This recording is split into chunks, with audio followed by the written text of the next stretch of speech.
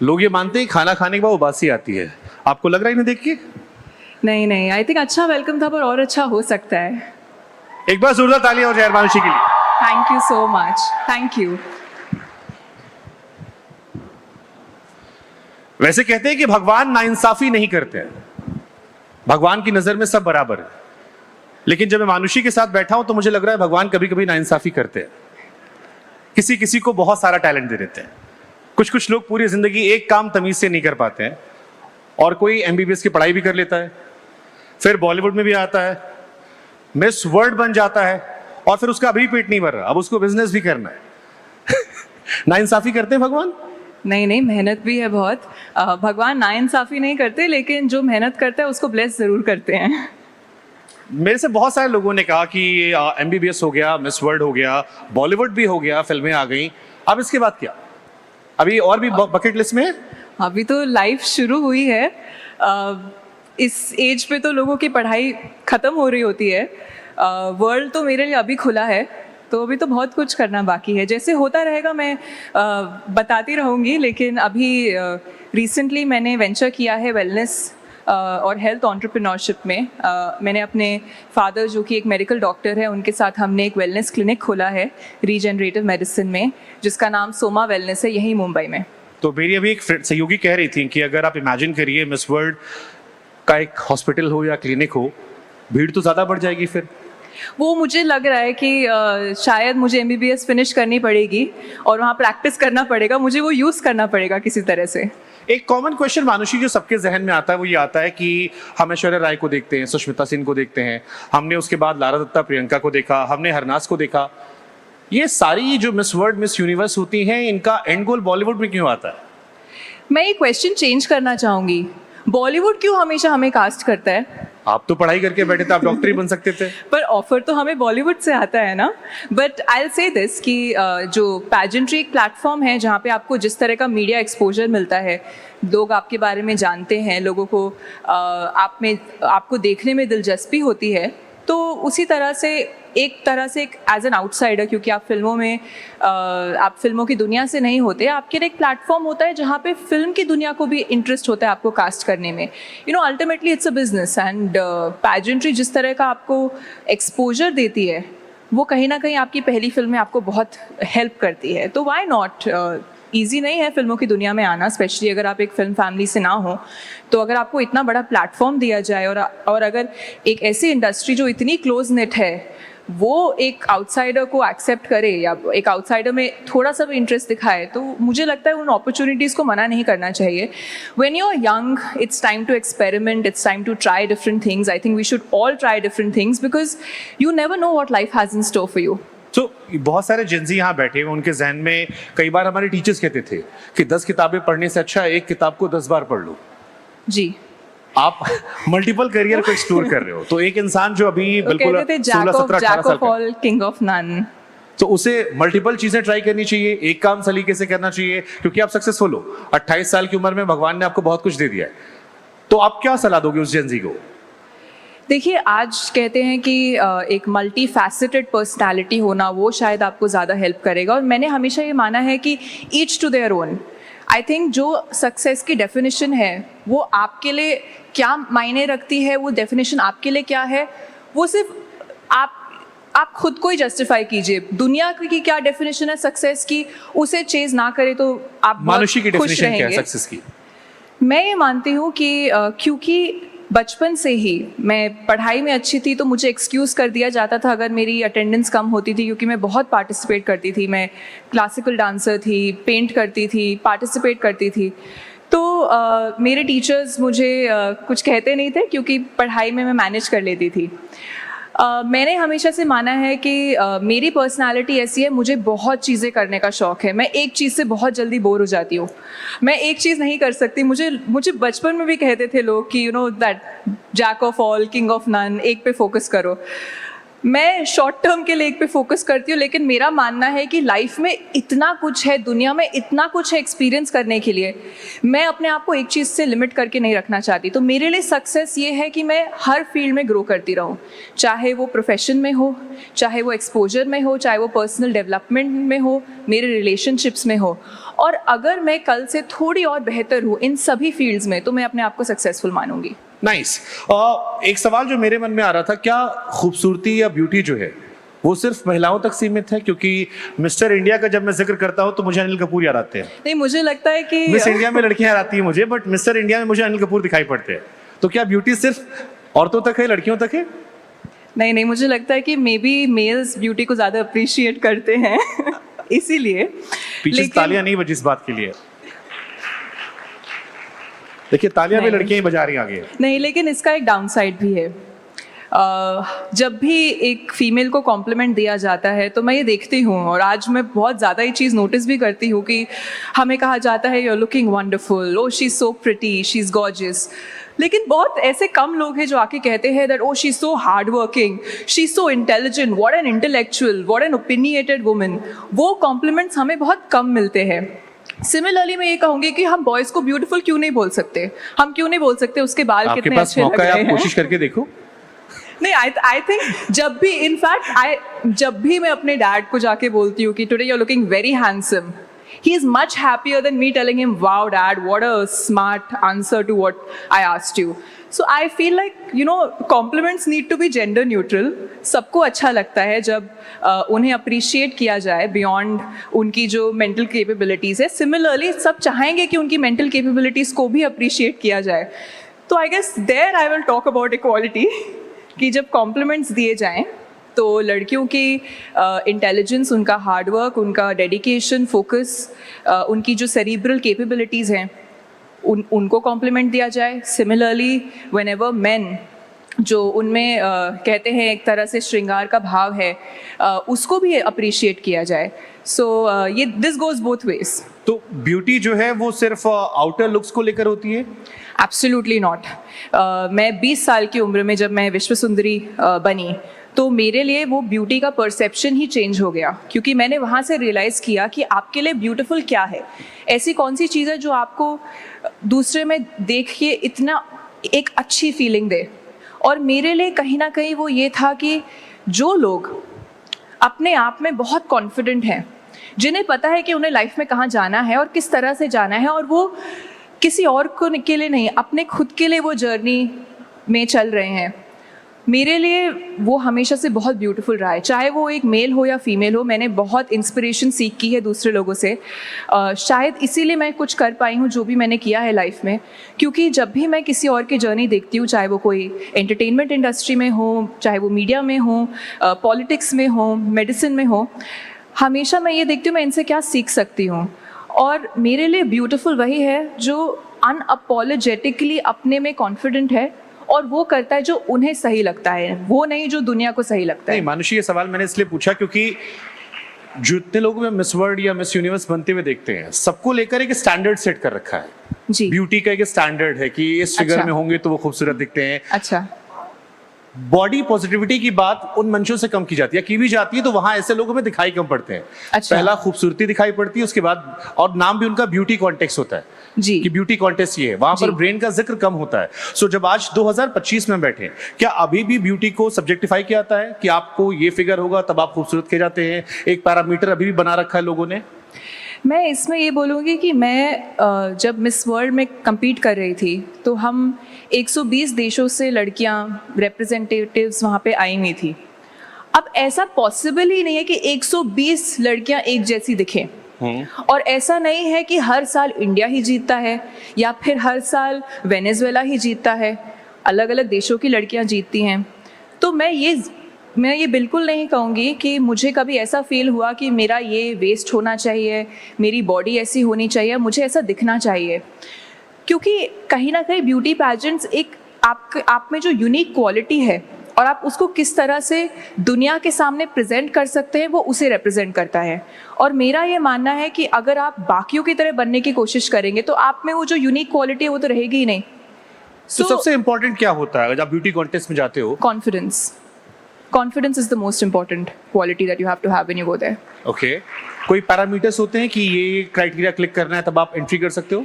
देखिए, जब लोग एक पैजेंट को देखते हैं तो वो एक वन नाइट देखते हैं जहाँ पे लड़कियाँ स्टेज पर आती हैं, वो शॉर्टलिस्ट होती हैं, क्वेश्चन पूछा जाता है और लड़की को क्राउन पहनाया जाता है।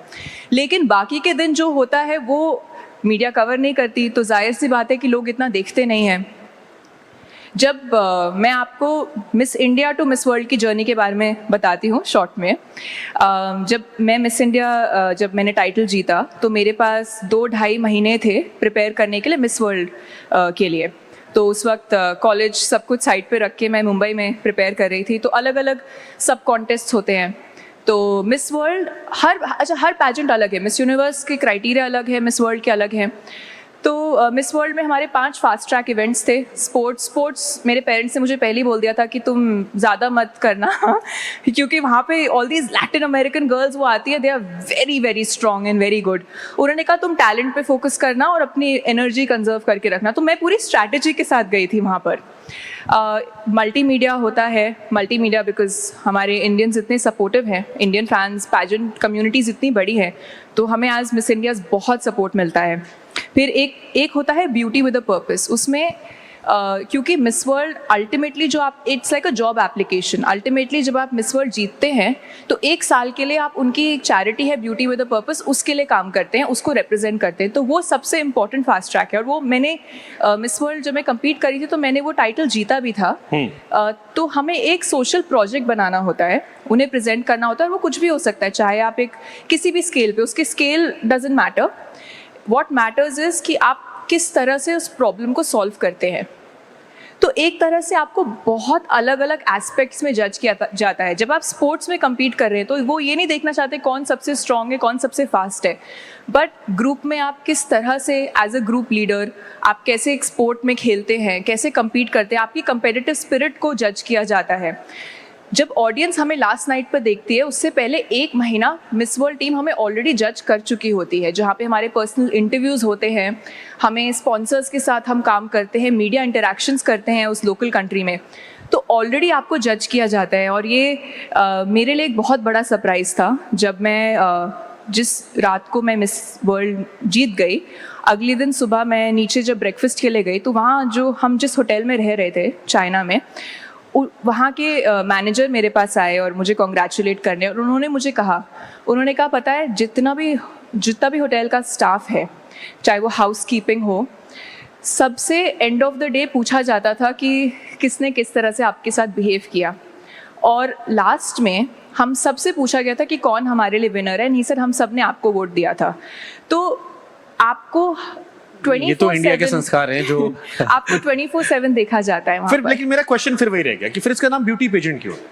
आप इसमें दिमाग का इस्तेमाल कर रहे हो, आप उसमें सोशल सर्विस देख रहे हो, आप इसमें ब्रेन यूज कर रहे हो, स्पोर्ट्स पे जा रहे हो, लेकिन अल्टीमेटली आप फिर वहीं पहुंच जा रहे हो कि शारीरिक सुंदरता जो है वो इंपॉर्टेंस आ रही है। सर ये तो beauty is in the eyes of the beholder. Beauty शब्द को आप शारीरिक सुंदरता की तरह देख रहे हैं। मैं तो ये कह ही नहीं रही कि ये उसमें अगर बाहरी सुंदरता के बारे में है। मैं सिर्फ समझना चाह रहा हूँ क्योंकि आपने पार्टिसिपेट किया, हम आपसे बेहतर समझ सकते हैं। हाँ जी। बहुत सारी लड़कियां हैं जो बॉडी शेमिंग को लेकर परेशान हैं जी। बहुत सारे उदाहरण है, सेलिना गोमेज से लेकर शहनाज, जब वो पतली थी तो कहा, पहले वो मोटी थी, कहा मोटी हो मोटी हो मोटी हो, अब वेट लूज कर लिया तो कहा पतली हो गई, और ऐसे आए दिन होता है। इवन जॉब में भी होता है जी। बहुत सारी महिलाएं इस ब्यूटी स्टैंडर्ड से परेशान है कि ये फिगर होगा तभी आप खूबसूरत हो। क्या मिस इंडिया, मिस वर्ल्ड या मिस यूनिवर्स बनने के लिए कोई ऐसा ब्यूटी स्टैंडर्ड फिजिकल भी है? नहीं, बिल्कुल भी नहीं। इनफैक्ट ये जो आप कह रहे हैं कि किसी को बॉडी शेम करना, इससे जब मैं हरनाज हम नहीं बचे तो फिर और कोई कैसे बचेगा? ये तो सोसाइटी में है अनफॉर्चुनेटली, लेकिन इससे ब्यूटी पैजेंट्स का कोई लेना देना नहीं है। नाइस। अगर कोई लड़की परेशान हो इस चीज से तो आप उसे कैसे, क्या आप सलाह दोगे? मैं यही कहूँगी कि कभी कभी अच्छा होता है कि अगर आप बाहर के नॉइज़ को बंद कर दें, क्योंकि अगर आप दूसरों के ओपिनियन को मानने लग जाएंगे तो आप अपने से कभी खुश नहीं रहेंगे। बचपन में वो बहरे मेंढक की कहानी सुनाते थे। तो अगर आप बहरे मेंढक की तरह रहेंगे तो आगे बढ़ते रहेंगे लाइफ में। जिन लोगों को आप एक मेंटोर की तरह देखते हैं उनसे सीखें, उनकी सुने, लेकिन पूरी दुनिया की आपको सुनने की कोई ज़रूरत नहीं है। 2 कान दिए हैं, कभी कभी एक कान से सुने, दूसरे कान से निकाल दें। तो वो एक प्रैक्टिस है, कॉन्शियसली करनी बहुत ज़रूरी है। क्योंकि देखिए दुनिया आपके बारे में क्या सोचती है उससे जेन्युइनली आपका कुछ नहीं बिगड़ता, लेकिन आप अपने बारे में क्या सोचते हैं, आपकी क्या अपने टुवर्ड्स जो एक सेल्फ लव और एक अपने टुवर्ड्स एक सेल्फ केयर जो होता है वो कभी उसको हमेशा प्रोटेक्ट करके रखें। तो मैं यही कहूँगी, मेरा हमेशा से यही एक एफर्ट रहा है लाइफ में। देखिए जब मैं स्टूडेंट थी तो तब मुझे शायद इतना फ़र्क नहीं पड़ता था, क्योंकि इस स्केल पे मेरे बारे में डिस्कशंस नहीं होते थे। वो स्केल बहुत ज़्यादा चेंज हुआ मिस वर्ल्ड बनने के बाद, लेकिन उस जर्नी से मैंने यही सीखा है कि मैं वही करूँ जो मुझे सही लगता है और मैं दूसरों के ओपिनियन से अपने बारे में बुरा ना मानूँ। शानदार। शायद आप ऑब्जेक्टिवली सुने, क्या पता उसमें कुछ सीखने के लिए हो, लेकिन मोस्टली जो क्रिटिसिज्म होता है, स्पेशली जो स्ट्रेंजर्स से आता है, उसमें कुछ आपको वो जेन्युइनली अपनी इनसिक्योरिटी प्रोजेक्ट करते हैं, उसमें उनका आपसे कुछ लेना देना नहीं होता। तो अगर आप ये समझ जाएंगे कि जो लोग वर्ल्ड में जो देखते हैं, it is a projection of what they feel with in about themselves. The minute you understand that, you can filter क्या आपको कोई नहीं, उनको हम साइड में करते हैं और हम आपके टैलेंट को और एक्सप्लोर करते हैं। वो अब आपकी इंटेलिजेंस है, आप उसको कैसे, हम आपके टैलेंट को और एक्सप्लोर करते हैं। आपने कहा आपको बहुत, आप हरियाणा से हैं जी, सो आई एम श्योर हरियाणवी तो आती होगी। I knew this was coming. मुझे समझ आती है, लेकिन मैं काम करता हूँ, मैं आपको एक हिंदी फिल्म का डायलॉग देता हूँ और आप उसे हरियाणवी में ट्रांसलेट करके रखो। बड़ा फेमस आइकॉनिक डायलॉग है। मेक श्योर कि मैं हरियाणा वापस ना जा पाऊँ इसके बाद। नहीं, बड़ा फेमस डायलॉग है, सारे लड़की कम से तालियां बजनी चाहिए। धड़कन फिल्म एक आई थी, उसमें एक बड़ा फेमस डायलॉग था कि मैं तुम्हें भूल जाऊं ये हो नहीं सकता, और तुम मुझे भूल जाओ ये मैं होने नहीं दूंगा। अच्छा, मैं हरियाणवी नहीं पर फिल्मी हरियाणवी बोल लूं, क्योंकि फिल्मों में इतनी अच्छी हरियाणवी बोली नहीं जाती है। एक लाइन ट्राई करते हैं, मैं तुम्हें भूल जाऊं ये हो नहीं सकता। Guys please help me. ठीक है, डायलेक्ट है, मुश्किल नहीं हो सकता। मैं तुम्हें भूल जाऊं ये मैं होने नहीं दूंगा। मैं तुम्हें भूल जाऊं ये हो नहीं सकता। यो तो हो नहीं सके है कि मैं तरने भूल जाऊं, और तू हमारे को भूल जाए यो मैं होने नहीं दूंगा। समथिंग। अब ठीक है, कोई हरियाणवी नहीं है तो कोई क्रिटिसाइज नहीं कर सकता। मेरे डैड होते तो जरूर करते। आप में गाने के भी टैलेंट है? आप मुझसे हरियाणवी में गाना भी गवाना चाहते हैं? बॉलीवुड भी चल सकता है। नहीं, मतलब आपकी आवाज बड़ी खूबसूरत है। अच्छा, थैंक यू। लेकिन मेरे पीसीआर से बार-बार मुझसे कहा जा रहा था कि एक और प्रतिभा का उदाहरण पेश किया जाए, क्या पता बॉलीवुड में अगली सिंगर भी यही हो। देखिए, आपने अब कहा कि आप इतनी चीजों में टैलेंट है, तो शायद मैं गाना गा ही देती हूँ, क्योंकि आपको तब रियलाइज होगा कि हर इंसान हर चीज नहीं कर सकता। हम वही पैरामीटर पे चेक कर लेंगे, बट फिर भी कोई एक गाना जो आपके दिल के बड़े करीब हो। इतनी सारी लोग यहाँ पर है, इंतजार कर रहे हैं। आप चाहते हैं कि मैं गाना गाऊं? हाँ, बस 2 लाइन।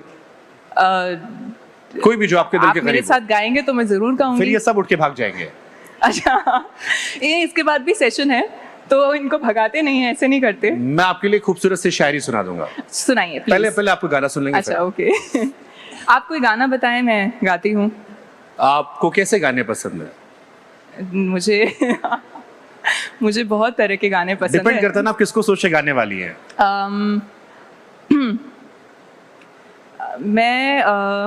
मेरी एक फिल्म आई थी मालिक, मैं उसका गाना गाती हूँ क्योंकि मुझे उसके लिरिक्स याद हैं। पर प्लीज मेरे साथ कोई गाना गाएगा। I am not a good singer, I am just. पीछे या तालियां बजा देंगे हम। Okay, oh god, I am feeling so shy. या साथ में हमिंग कर सकते हैं लोग यहाँ पे। It feels like an audition. Okay. Guys, please don't record this. Okay, fine, record. Anyway.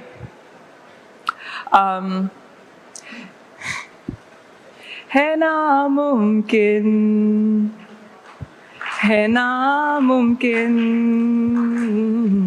बिना तेरे मेरा होना है नामुमकिन। चलो, okay, I don't know everything now. Thank you. एक बार तालियां बनती है। नाइस। मेंटल हेल्थ की बहुत बातें होती है जी। मैं चाहता हूं कि आप बताएं, क्योंकि आई एम श्योर इस प्रोसेस से गुजरना आसान नहीं रहा होगा। हरियाणा वो स्टेट है जहां पर अभी भी कई बार चर्चा हो जाती है महिलाओं को लेकर। बहुत सारी लड़कियां होंगी जिनके ख्वाब बहुत बड़े होंगे, बहुत सारी चीज सोचती होंगी, उस बैरियर से कैसे आगे निकले? देखिए, मेरी जो जर्नी रही है एक तरह से डिफरेंट रही है, क्योंकि मेरा एक्सपोजर ज़्यादा रहा है। मेरे फादर DRDO में डॉक्टर थे, तो हम पहले बैंगलोर में थे, फिर दिल्ली में थे। तो उस एक्सपोजर के थ्रू जब भी मैं बाकी के डिफेंस किड से मिलती थी तो कहीं ना कहीं हमारी एक बचपन से ट्रेनिंग होती है कि हम अपने हमें बहुत एक तरह से हमारा आत्मविश्वास बहुत स्ट्रांग होता है। एंड आई थिंक सिर्फ घर पे ही नहीं, लेकिन जिस स्कूल में भी मैं जाती थी वहाँ पर भी हमें काफ़ी एनकरेज किया जाता था एज इंडिविजुअल्स कि हम अपने ऊपर काम करें। हमसे पूछा जाता था कि आप बड़े होके क्या बनेंगे, और हमेशा चाहे आप कितना भी सिली आंसर क्यों ना दें, हमेशा उस चीज़ को सेलिब्रेट किया जाता था, उस चीज़ को एक तरह से बढ़ावा दिया जाता था। और उसके लिए आई थिंक मैं बहुत ग्रेटफुल हूँ कि मुझे एक ऐसा एनवायरनमेंट मिला बचपन में जहाँ पर अगर मैं कुछ करना चाहती थी उस चीज़ को नर्चर किया गया। हाँ, ऐसे भी लोग थे जो शायद मुझे कहते थे कि ये नहीं होगा। जब मैं कॉलेज में थी और मैं मिस इंडिया का प्रेपरेशन कर रही थी तो लोगों को लगता था ये बहुत स्टूपिड चीज़ है कि MBBS के बीच में कौन सुबह मैं 4 बजे उठ के वर्कआउट के लिए जाती थी और अपना हॉस्टल में खाना मैं खुद बनाती थी, क्योंकि मुझे काफ़ी एक स्ट्रिक्ट मैं डाइट फॉलो कर रही थी उस वक्त। तो आसपास के लोगों को इतना समझ नहीं आता था। लेकिन जो लोग मैटर करते हैं, चाहे वो आपके पेरेंट्स हों, आपके टीचर्स हों, जो भी आपके आसपास केयर गिवर्स होते हैं, उनकी क्या राय होती है वो उसमें मैं ये ज़रूर बोलूँगी कि मेरे लिए एक बहुत बड़ा प्रिविलेज है कि मेरे पास वो लाइफ में था कि अगर आज भी मैं कुछ करना चाहती हूँ और अगर मैं अपने पेरेंट्स के पास जाकर कहूँ कि जैसे कि सोमा वेलनेस, मैं रीजनरेटिव मेडिसिन में जाना चाहती थी और मेरे पास MBBS की डिग्री अब है नहीं, तो मैं अपने फादर के पास गई और मैंने उन्हें कहा कि आप 30 इयर्स से प्रैक्टिस कर रहे हैं और ये मैंने जितना मैंने ट्रैवल किया है बाहर देशों में, वहाँ मैंने ये सेटअप्स देखे हैं, हम क्यों ना इसको इंडिया में लेकर आएँ। तो उनको उस एज पर अपनी एक सेटअप छोड़कर एक नया सेटअप शुरू करना, मैं ये कहूँगी कि उन्होंने मुझ में एज अ चाइल्ड बहुत ज़्यादा फेथ दिखाया। तो उसके लिए आई एम ब्लेस्ड। पर मैं ये कहूँगी दैट जिस चीज़ पर आप कंट्रोल कर सकते हैं उस पर फोकस करें। जैसे मैंने कहा कि learn to filter out opinions that don't matter. चलिए समय का मैं आखिरी सवाल पूछ लेता हूँ, मिस वर्ल्ड का भी दिल टूटा है कभी? दिल टूटा है, हाँ जरूर टूटा। मेरी पहली फिल्म जब रिलीज हुई मुझे बहुत एक्सपेक्टेशंस थी। मैं इश्क मोहब्बत प्यार अच्छा, वाले okay. दिल टूटने की बात कर रहा हूँ। लोग जानना चाह रहे थे, लोगों ने मुझसे कहा, पूछेगा कि मिस वर्ल्ड का भी दिल टूट सकता है? मैं बचपन में फिल्में देखती थी ना, मुझे लगता था मैं जब बड़ी होंगी ना तो मुझे ऐसा प्यार होगा और मुझे ऐसा लगेगा कि ये नहीं तो कोई नहीं। मैं वेट कर रही हूँ वैसे प्यार का। ऐसा लगा था? अरे I have grown up watching all Shahrukh Khan films. मुझे लगता था दैट मुझे ऐसे कोई लड़का देखेगा और मेरे बाल उड़ेंगे और म्यूजिक बजेगा। आप कह रहे हो ना आपका दिल लगा ना दिल टूटा?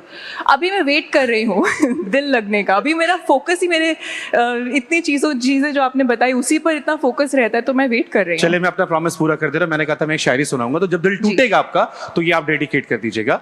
एक फिल्म आई थी आकाशवाणी, उसका बड़ा अच्छा शेर है। आप क्यों चाहते हैं कि मेरा दिल टूटे? दिल लगाइए तो पहले आप। जी ओके। सो वो शायरी थी कि हमने जो की थी मोहब्बत वो आज भी है, उनकी जुल्फों के साए की चाहत आज भी है, रात कटती है आज भी ख्यालों में उनके, कि दीवानों से वो मेरी हालत आज भी है। And this is my favourite line, किसी और के तसव्वुर में ना उठती हैं बेईमान इन निगाहों में थोड़ी शराफत आज भी है, कि एक बार फिर चाह कर चाहे दिल तोड़ दे वो, दिल तोड़ उन्हें जाने की इजाजत आज भी है, हमने जो की थी मोहब्बत वो आज भी है, उनकी जुल्फों के साए की चाहत आज भी। Thank you so much everyone. Thank you so much Manushi. Thank you everyone. And I am sure अगली बार हम मिलेंगे तो आपका दिल लगा हो, टूटा ना हो।